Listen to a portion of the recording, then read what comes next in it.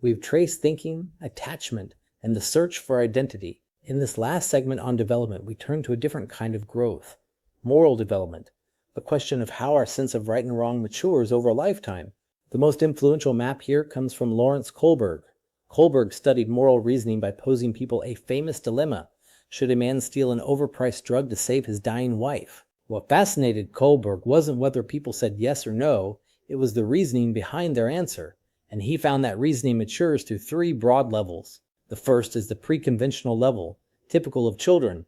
Here, right and wrong are about consequences to yourself, avoiding punishment and seeking reward. Stealing the drug is wrong because you'd get caught, or right because your wife would reward you. Morality is purely self-interested. The second is the conventional level, reached by most adolescents and adults. Now, morality is about social rules and approval, being a good person in the eyes of others, and upholding law and order because society depends on it. You shouldn't steal because it's against the law, and laws hold society together. The third is the post-conventional level, which not everyone reaches.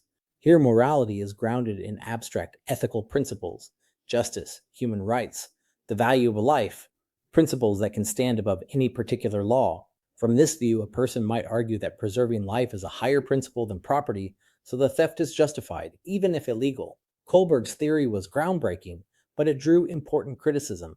Psychologist Gilligan argued that Kohlberg's framework, built mostly by studying males, overvalued an abstract justice perspective and undervalued an equally mature ethic of care, a morality rooted in relationships, compassion, and responsibility to others. Both, she argued, are legitimate paths to moral maturity. Together, these thinkers show that growing up isn't only about getting smarter or more independent. It's about expanding the circle of who and what we take into account. And here's the through line of this whole chapter. Development never stops. We grow physically, cognitively, socially, and morally, and the process continues into adulthood and old age. We don't arrive at 18 as finished products. In the next chapter, we'll follow that growth into the adult years and then turn to the forces that drive all our behavior, motivation, and emotion.